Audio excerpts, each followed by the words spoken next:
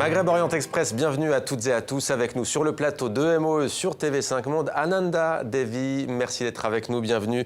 Vous êtes poétesse, votre dernier recueil a pour titre Ceux du large, édition Bruno Doucet. Vous participez au Printemps des poètes qui se tient en ce moment en France, c'est jusqu'au 19 mars. Saber Mansouri, bienvenue à vous, vous êtes écrivain. Votre deuxième roman a pour titre Une femme sans écriture. Ce roman est publié aux éditions du Seuil. Avec nous également Anne-Marie Filaire, bienvenue également. Vous êtes photographe. Votre exposition Zone de sécurité temporaire est à voir jusqu'au 29 mai au Mucem à Marseille. Avant de vous donner la parole à tous les trois, connexion Ouagadougou.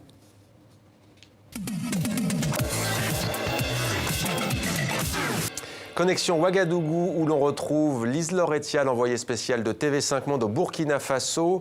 Elle est allée à la rencontre de deux réalisateurs qui s'interrogent sur la place du cinéma du Maghreb au FESPACO.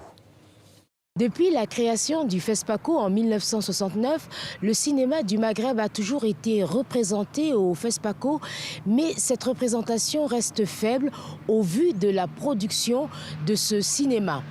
Ainsi, depuis quelques années, certains réalisateurs ont proposé aux organisateurs des festivals africains, ceux du FESPACO ou ceux des JCC, les Journées cinématographiques de Carthage, de faire avant leur sélection un travail de prospection sur la production cinématographique africaine. Les JCC et le FESPACO ne vont pas vers les bons films produits, etc.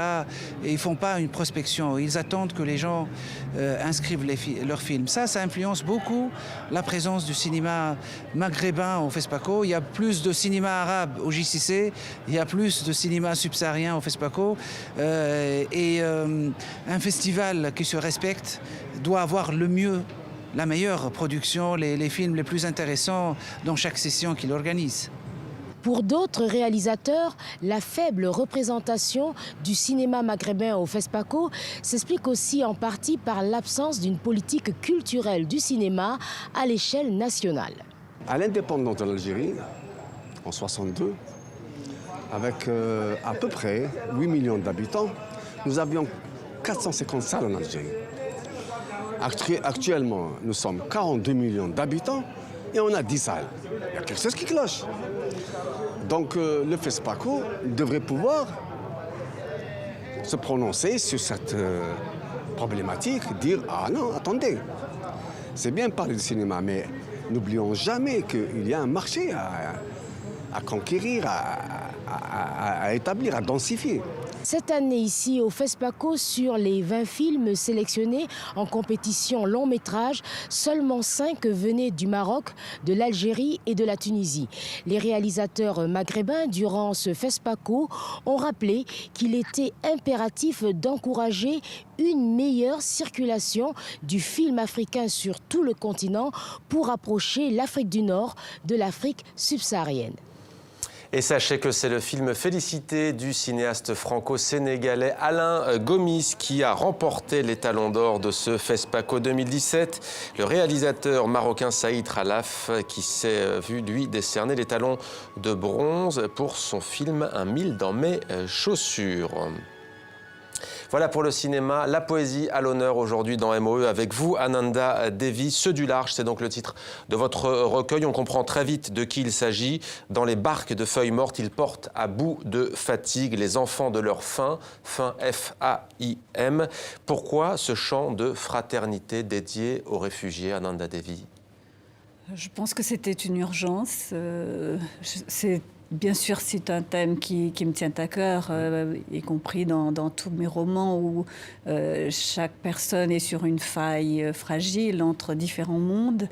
Moi-même étant mauricienne, je suis vraiment profondément hybride, mais je me rends compte à quel point cette hybridité n'est pas vécue par d'autres comme une richesse, mais plutôt comme une source un peu de déchirement ou un problème identitaire. Mais bon, là, plus le temps va, plus le temps passe, on se rend compte à quel point cela devient insupportable et insurmontable. Et pour moi, plutôt que d'aborder cela par un roman, j'ai préféré le faire par la poésie parce que chaque mot porte son poids. et chaque mot doit avoir sa vérité. Alors que dans les discours qu'on entend aujourd'hui à propos des réfugiés, à propos des migrants, à propos de toutes ces tragédies humaines, ce sont des discours et des discours qui colorent de fausseté, de mensonges toute leur situation. Donc c'était une urgence et c'était vraiment un cri du cœur. Est-ce que vous pouvez nous lire un de ces poèmes en langue française et aussi en langue créole? Bien sûr.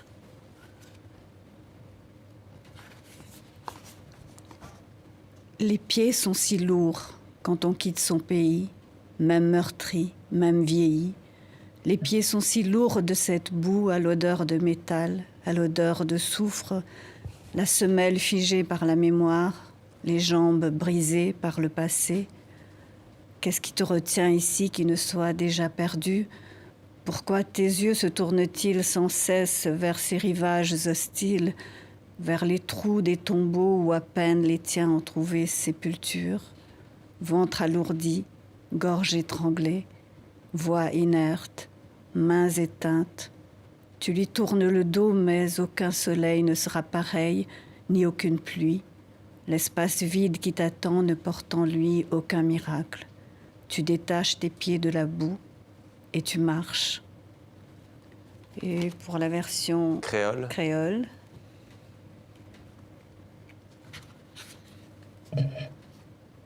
Te lit pied tellement lourd quand on quitte ton pays, même s'il est souffert, même s'il est blessé.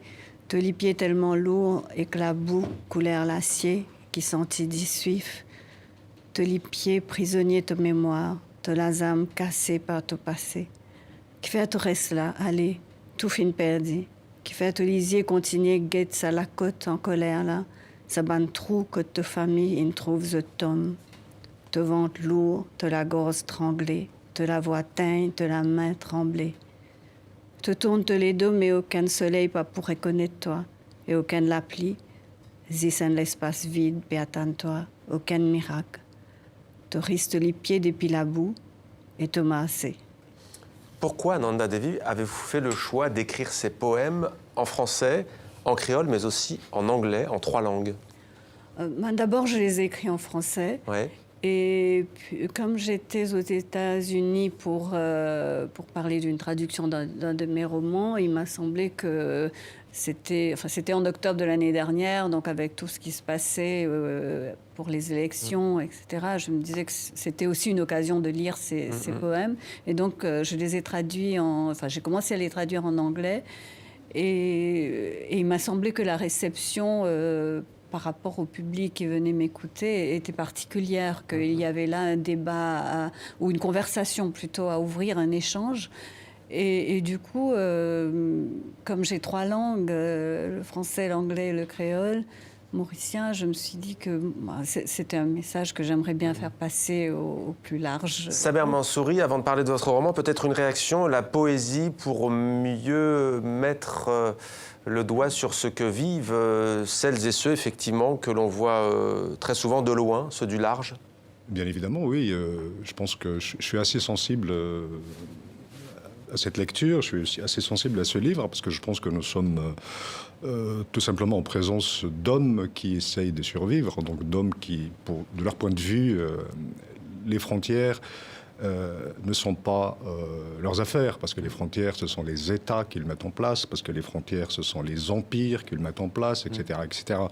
Donc oui, l'homme a cette capacité, a ce don de pouvoir survivre et de pouvoir quitter son pays pour trouver refuge ailleurs. Les mots, l'écriture sont au cœur de votre 2e roman. C'est l'histoire de la lignée de 4 femmes libres, disons-le, qui traversent un immense territoire. Ça se passe en Algérie et en Tunisie. Ça commence en 1820 en Algérie. Qui est cette femme sans écriture, avant que je n'en dise plus sur le cœur de l'histoire? Je pense que c'est notre mère à tous.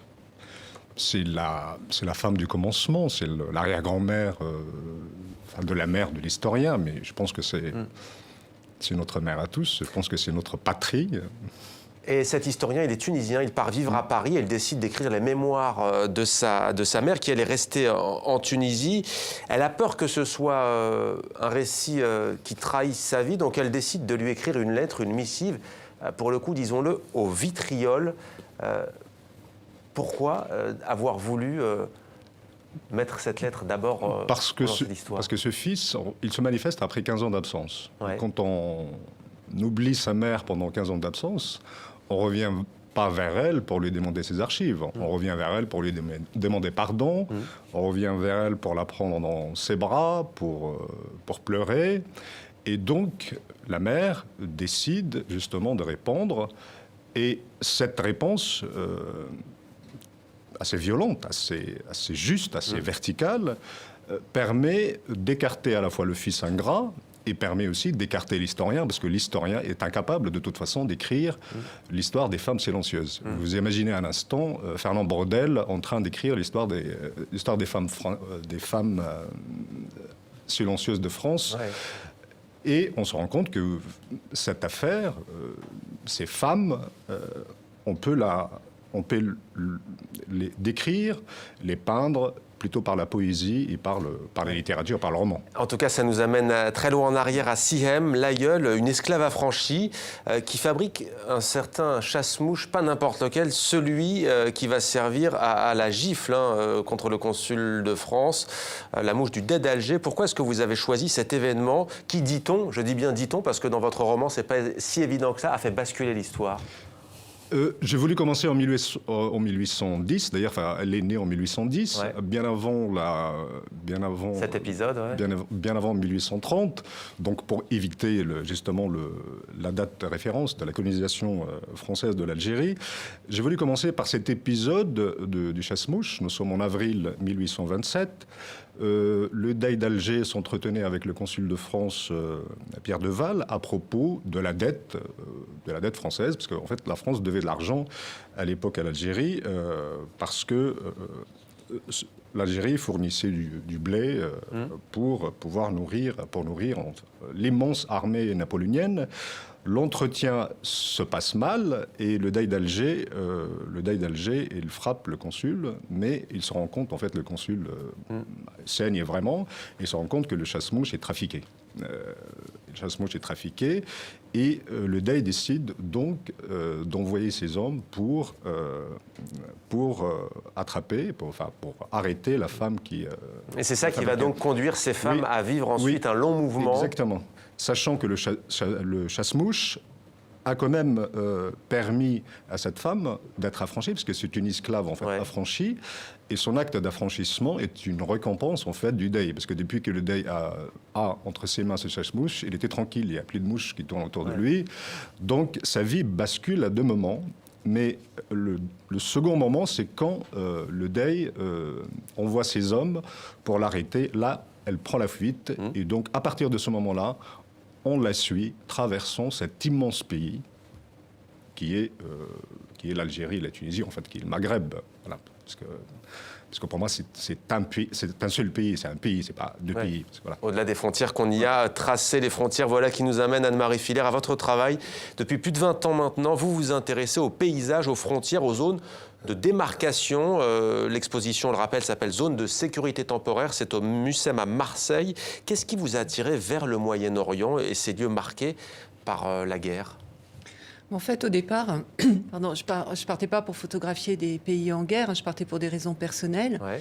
Et le Moyen-Orient, je pense que c'est lié à ma culture judéo-chrétienne, mais bon, c'est de façon très spontanée, inconsciente au départ, voilà.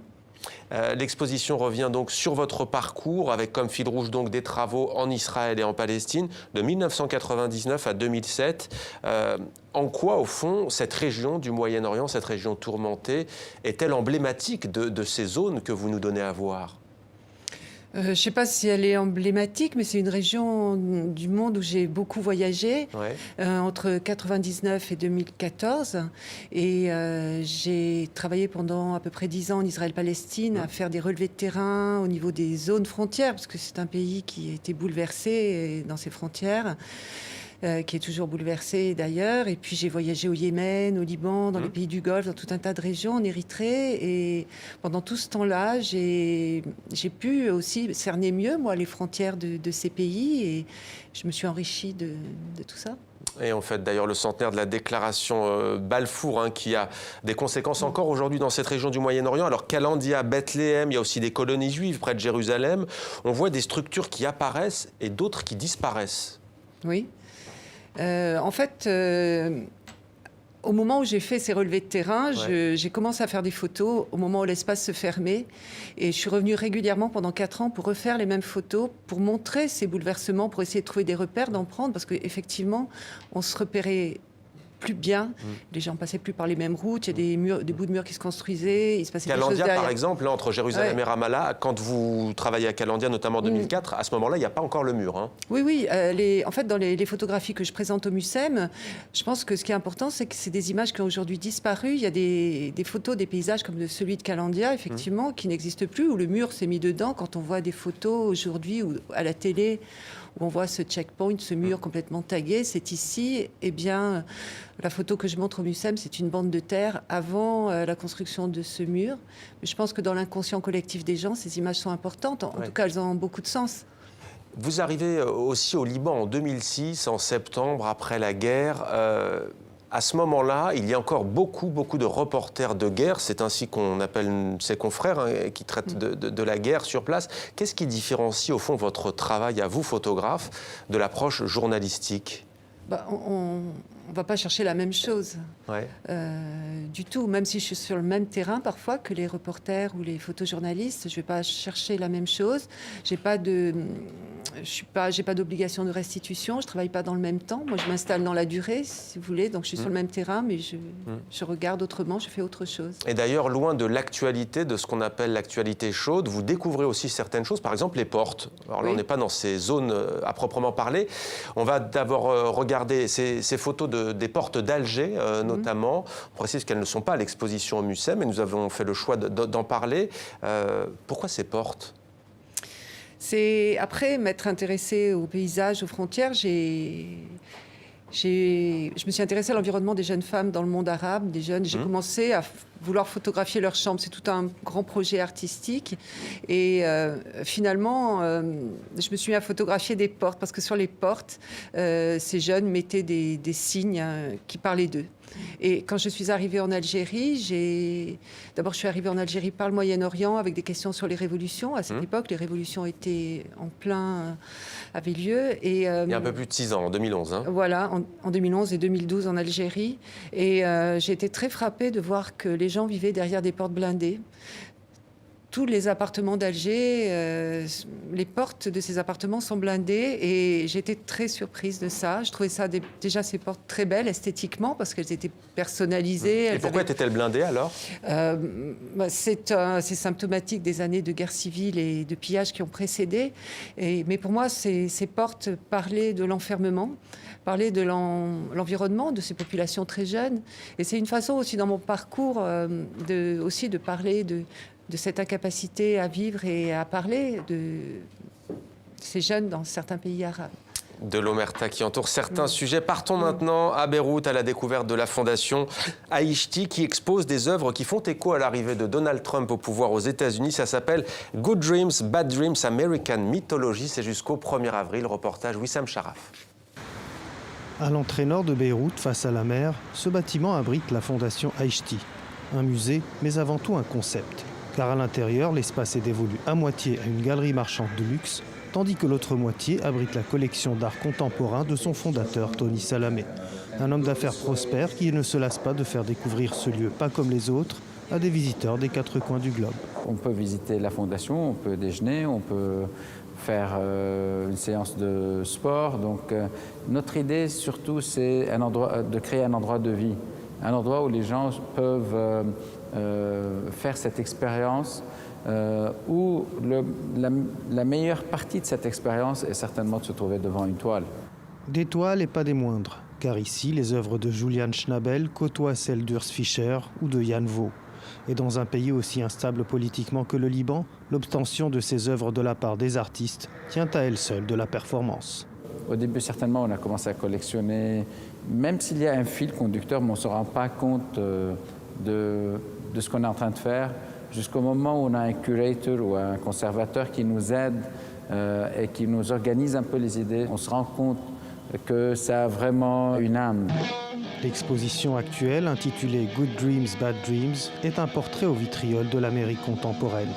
Le rêve américain en prend un coup. Les œuvres rassemblées par le commissaire de l'exposition, Massimiliano Gioni, reflètent une nation désabusée bien avant l'élection de Trump. Quand on a déjà commencé avec Massimiliano Gioni à mettre le livre et le show, il était, lui en tant qu'Italien, peut-être qui a vécu en Amérique, il a eu cet œil critique envers une politique qui de plus en plus devient isolationniste. Faire découvrir l'art contemporain au public libanais, tel est le credo de Tony Salamé, qui, avec plus de 3000 œuvres collectionnées, fait se côtoyer sans complexe un curieux mélange d'art et de luxe. Place maintenant au coup de cœur de nos invités, c'est notre séquence atmosphère.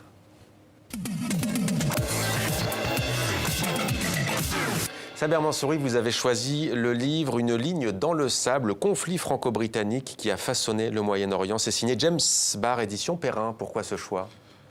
Parce que je trouve que l'école anglo-saxonne est assez forte, enfin, dans l'écriture de l'histoire, et surtout pour deux choses importantes, fondamentales. La première, c'est que on voit s'effondrer l'Empire ottoman, on le voit.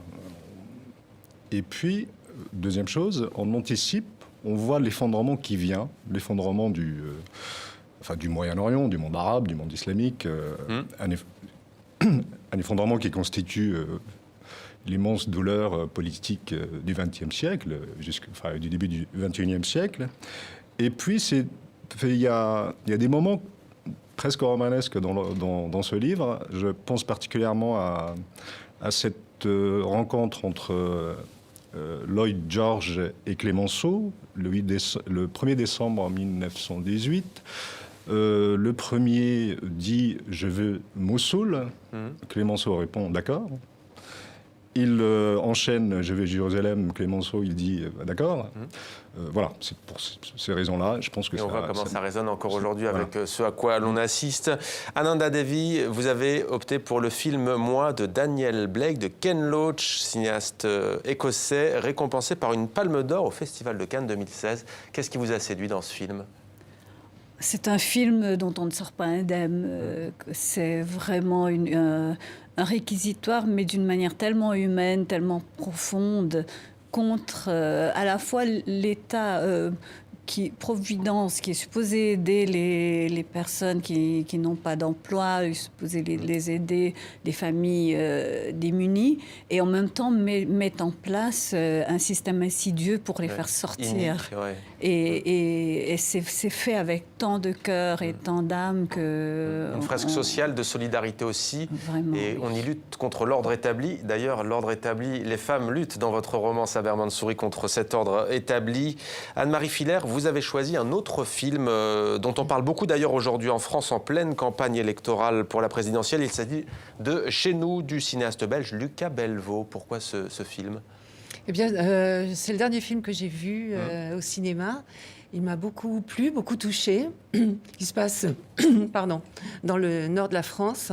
Et j'avais travaillé à un moment sur cette zone frontière entre la France et la Belgique, enfin, cette frontière qui n'existe plus. Et j'ai vu dans son film des images que j'avais vues aussi. J'ai trouvé qu'il y avait beaucoup de réalisme. Ouais. Et c'est un film qui parle de violence, qui raconte l'histoire d'une jeune infirmière qui se fait influencer, embrigader dans un mouvement d'extrême droite. Et je trouve que c'est un film important à voir aujourd'hui, très juste et très nécessaire. Et d'actualité. Saber Mansouri, juste pour finir en quelques mots, une question me revient. L'un des personnages principaux de votre roman est historien. Vous êtes historien, spécialiste de la Grèce antique. Qu'est-ce que ça apporte de relire cette page de l'histoire, ou en l'occurrence une autre? Vous citiez Clémenceau notamment, et donc du coup l'aspect romanesque des choses. Qu'est-ce que ça apporte de relire cette histoire de l'Algérie, de la Tunisie, par le prisme des pirateries et des temps barbaresques? Tout est dans la réaction. Oui, mais là, c'est réécrire plutôt l'histoire de cet immense pays par le point de vue des femmes, parce que... C'est surtout ça. Voilà, moi je les ai, mes 4 femmes finalement, parce que je les ai désirées littérairement et... La libération par le verbe. Oui, exactement, parce que ces femmes sont formidables, en fait. Chacune a laissé une œuvre. La première a fondé la cité des femmes affranchies et autarciques de l'Est algérien. La deuxième a fondé l'auberge de la Tunisie, qui se réjouit et regarde vers l'Ouest. La troisième, Zina, elle a enseigné aux enfants de la Montagne Blanche, dans le cadre de la mosquée. Et puis, la quatrième a fondé la Cité des femmes qui mangent leur verbe, avec un principe simple, enseigner aux filles. Merci à tous les 3 d'être venus sur notre plateau. Vous avez réussi à faire les 4 portraits. Parfait. Merci à vous d'être fidèles à MOE. À dimanche prochain.